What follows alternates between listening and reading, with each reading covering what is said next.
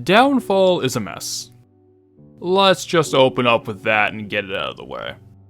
I'm quite the fan of the game's developer Rem Mikulski and his studio Harvester Games, who himself has commented on a video that I've made in the past, meaning that he could potentially be watching this very video. So, no pressure or anything. I'll be upfront and say that the original plan was going to be a more pulled back, pseudo-analysis kind of video, like the one I did for Harvester's previous game, The Cat Lady. Thing was, the more I looked into Downfall and the more I played it, the more the issues it has kept getting under my skin. The gameplay, technical aspects, presentation decisions, and storytelling all have some elements that were increasingly confusing and frustrating the further in I got. After a while, even with the pressure of being critical of someone's work who could potentially be watching, I had to make a full review to get my ideas out there. The Downfall we're playing today is a little different than the other games I've reviewed in the past, because the 2016 Downfall is actually a remake made by the creator of the original game. The original Downfall was a more traditional point-and-click adventure game released in 2009, and actually comes free with the remake. The game wasn't released on Steam, and after the success of The Cat Lady, Rem went back to redo his original vision. Being as lazy as I am, I didn't play the game for this video, maybe another time, but for the rest of this video, we'll only be referring to the remake. With all of the preamble out of the way, let's take a look at Downfall to see if it's a rough gem in the end, or if it falls flat on its face. Downfall shows its point-and-click adventure game roots openly, following a similar gameplay structure. You explore a small self-contained environment, talking to characters, gathering items, and searching for puzzles to slap said items on top of until you can proceed. Like The Cat Lady, Downfall plays like a side-scroller, with the arrow keys used for navigation, examining, and selecting objects, and the enter key for using them and picking dialogue options. It's one of them one-handed games, and as such, Downfall is a simpler game than a lot of its contemporaries. This isn't to say that it's a bad thing, however. The game has less busy work than you might expect, while still keeping the player occupied. It's not as pared back as a Telltale game, but it's closer to that end of the spectrum, just for an example. In fact, if you're familiar with Cat Lady, Downfall plays a lot like the apartment chapter of that game, expanded into a full experience. The game is pretty much set entirely in one location you explore and expand on throughout its runtime.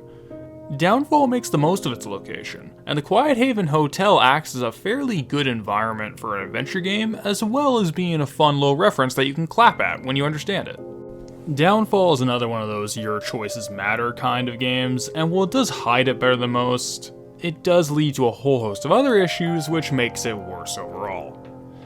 The choices that you make throughout the game add points to a hidden counter that determines which of the 3 endings you receive. The thing is, the way the system works basically guarantees you'll receive the neutral ending unintentionally in most playthroughs. With how convoluted the system is, I'm also open to the possibility that I'm completely misunderstanding how it works, just for the record, so leave a comment down below if that's the case. Each of the choices you make can have a positive or negative score that's applied to it in some sort of background counter. The counter starts out with a value of 27, and 27 also serves as the hard cap. Basically, if you have 27 out of 27 and make a positive action, you can't go above that figure. Make a negative action, your score goes down to 26 out of 27. To get the good ending, you have to finish the game with a perfect score of 27. To get the bad ending, you have to have a score of 0. Anything from 1 to 26 will net you the neutral ending. And we're not even getting into some really specific things, how there's certain notes that you have to read in a specific order to count as a good action, and not doing so will count as a bad action, so you can screw yourself over the good ending at the very last minute, because you missed something. Considering that this score is also invisible to the player until the very end, it seems a bit strict to lock off the good and bad ends behind scores that extreme. You're basically flying blind trying to game the system without using a walkthrough when aiming for either. Adding it all together, the gameplay is pretty plain. It serves its purpose, and it isn't too obtuse, but it doesn't do anything particularly well, and the way the multiple choices and endings come together leaves a lot to be desired. Overall, inoffensive, but definitely flawed. Anyway, the Harvester Games library usually isn't focused on gameplay first, generally putting the style and story above it. In regards to the aesthetics of Downfall, right off of the bat, the game lines up with the art direction of Rem's other games. This and the Cat Lady both have a very strong late 90s, early 2000s goth or alt look to them. Strong black and white color palette with the occasional stark color thrown in for added effect. Characters are all strongly shaded, with many of their designs influenced by looks of the era. The art direction, music choices, and editing style all bleeds that sweet, sweet edge of the time. I adore this kind of stuff, it's right up my alley, but be warned if it isn't your cup of tea. The game's pretty unapologetic about it. Downfall also follows the same style of its predecessor, but the animation work is a lot smoother, with characters having less herky-jerky movement. While technically it looks better, I'd be lying if I didn't say I preferred how the Cat Lady looked. The rougher, sketch-like appearance to everything with the harsher movements gave the game a very distinctive appearance. Nothing else looks exactly like the Cat Lady, and it helped maintain the game's mood.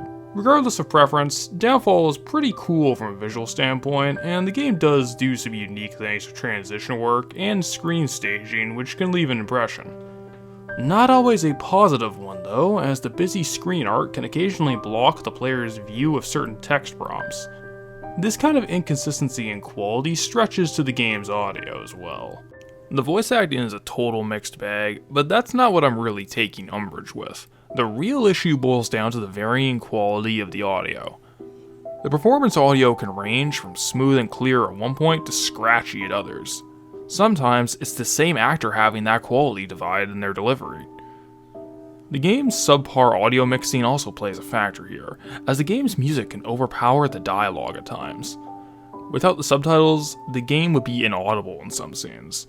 Speaking of the music, something about it hit me immediately. As an edgy homebody teenager in the late 2000s and early 2010s, I was pretty well versed in the world of creepypastas, including the YouTube narrations. Why bring this up, you might ask?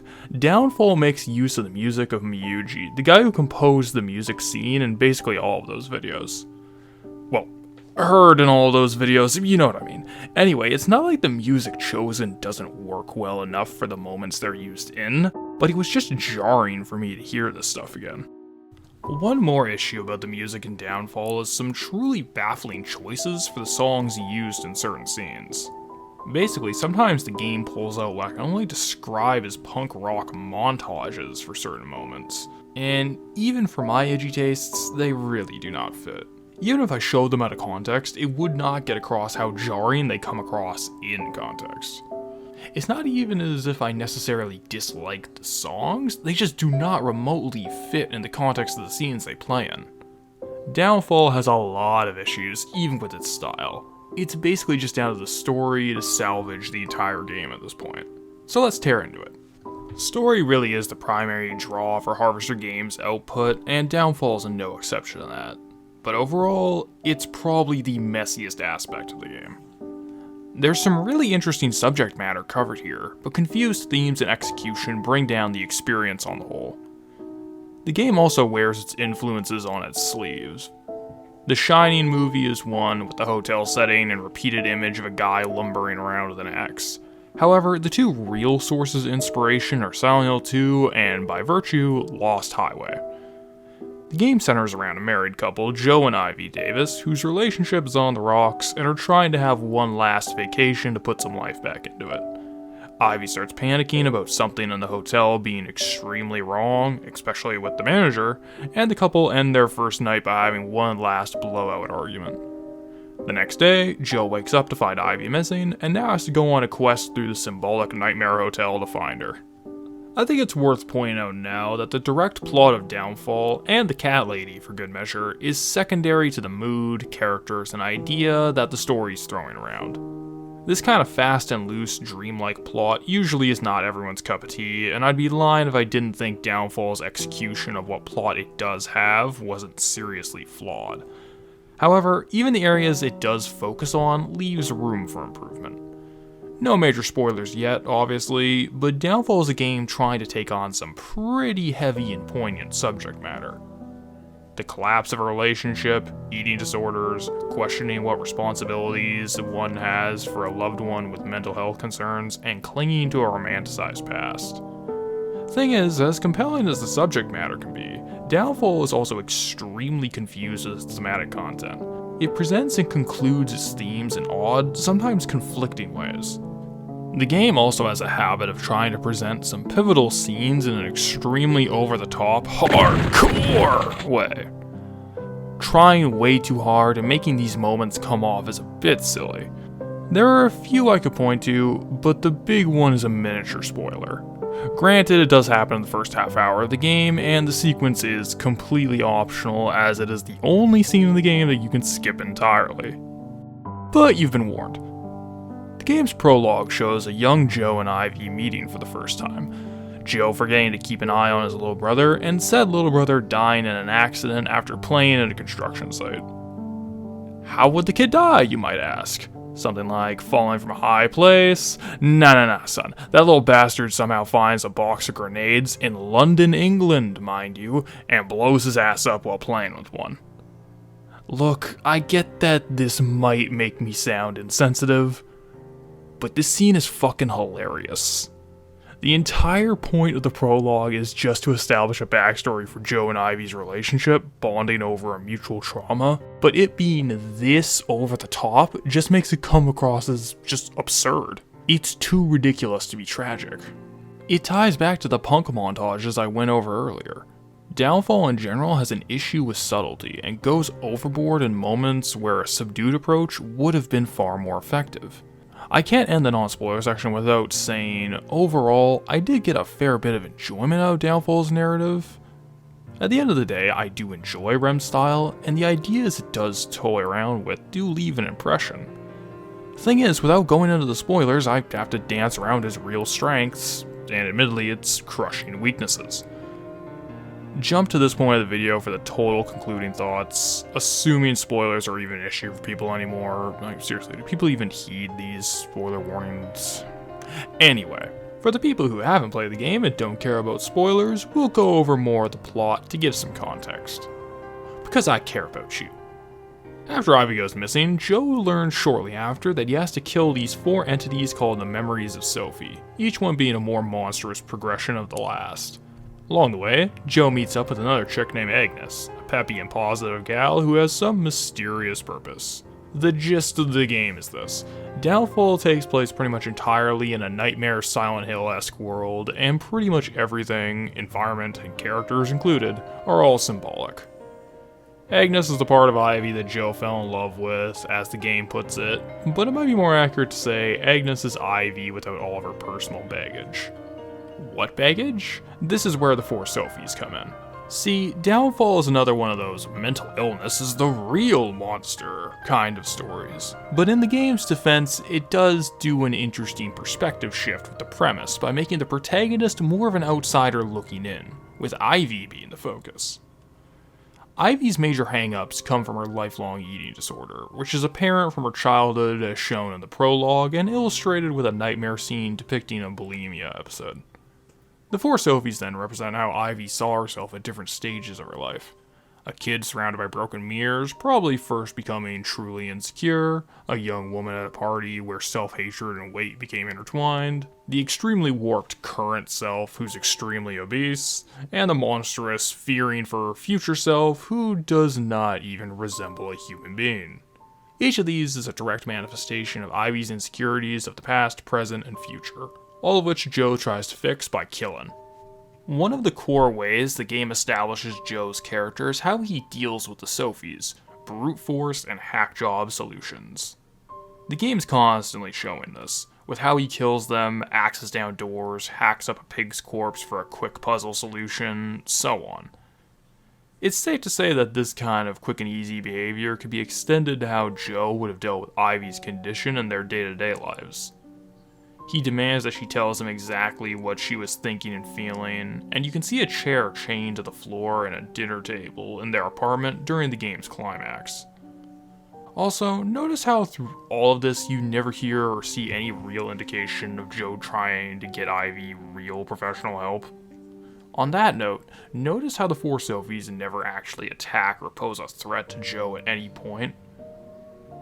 It's his ineffective, heavy-handed methods of trying to single-handedly fix Ivy's issues made manifest. Because goddammit, he knows best, and he's gonna solve this shit. Thing is, there's another important detail about the Sophies. That being, they're all awful communicators. The first Sophie gives Joe the whole kill 'em all mission without any real context and avoiding all his questions. The second and third talk past him and are preoccupied in their own worlds, and the fourth doesn't even speak. As symbolic representations of Ivy, this shows off Joe and Ivy's relationship dynamic, in my opinion. Despite all of the true love sentiments Joe makes, he and Ivy are absolutely terrible for each other. Their relationship screams trauma bonding, because keep in mind, their first memory together was seeing Joe's brother die, and what seemed to tie them together was Ivy's disorder. Another thing is how Ivy never effectively communicates her emotions or sets boundaries, like the Sophies. Again, their entire relationship dynamic is really set in the prologue. Ivy goes along with Joe without any serious objections, until getting upset after Joe pushes her buttons a little too much. Joe apologizes, Ivy just goes along to get along, and the cycle begins again. This is the cycle of Joe and Ivy's entire marriage. She doesn't try to effectively communicate her issues or set her own boundaries, and he tries to single-handedly force a solution without consulting others or really even talking to Ivy herself about it. This inevitably ends up making the situation worse, which Ivy doesn't communicate, which Joe tries to fix on his own, rinse and repeat. Despite the clear affection they do have for each other, they both enable each other's worst attributes, and they inadvertently are just bringing out the worst in one another. It leads to the big take-home impression I got from Downfall. The game is a story of someone desperately clinging to a relationship that is well and truly over, trying to force it to work despite clear signs that the situation is making both their own and their partner's lives worse. Downfall is about learning to let go, despite Joe's constant protests about how he has to save Ivy, on top of how ham-fisted the game shows the solutions to be. Characters mention in-game how Ivy's really the only one who can make the active choice in those first steps around recovery. Joe trying to force the issue only makes it worse, at least as I read it. Downfall is saying, in my opinion, that the mental health of your loved ones is not your responsibility to fix single-handedly. Trying to hammer a solution on someone might be the more damaging option, and seeking outside help isn't passing the buck or abandoning them. More often than not, it's the best outcome long term. In the end, this is where Downfall really won me. It's a somber story about a failed marriage and living with someone whose mental health is deteriorating, pretty clearly personal to the creator. So it's a real shame that when it gets to the end game, it completely botches all of this, and I wonder if I've just been waxing poetic about something that is entirely accidental. The ending of Downfall throws out a lot of the interesting and unique elements of the game in favor of becoming an extended reference to the cat lady, rather than a satisfying conclusion to its own story. See, Susan from the prior game shows up at the end here, and the entire segment becomes one of the killer sections from the cat lady, where Joe, in the process of trying to Frankenstein his wife back to life, becomes one of the serial killers that Susan has to beat up. It takes a lot of the focus away from the core conflict, which gets a conclusion in the good ending that completely goes against everything that I read the story up to this point to be saying. In the good ending, Ivy lives, kills Susan, quote unquote, superpowers, and her and Joe run away together, completely making up and being truly in love.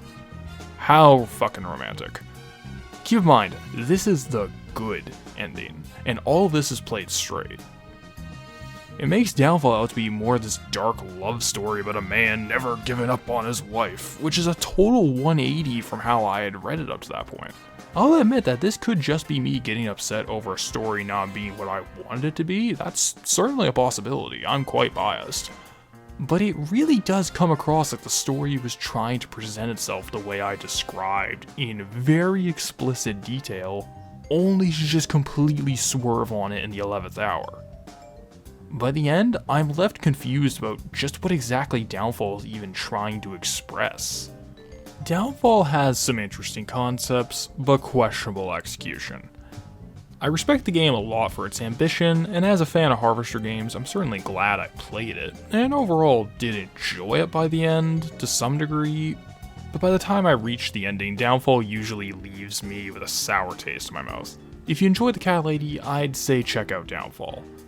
If you didn't, then this is absolutely not going to win you over anytime soon. Just want to end this by saying, though, that I'm being harsh because I am a genuine fan of Remna's work. He has this from-the-heart stream of consciousness style that's pretty much unlike any other game developer in the industry today. The complaints come from a good place, and I'm still looking forward to his upcoming project, Burnhouse Lane, but Downfall was definitely a letdown on a revisit.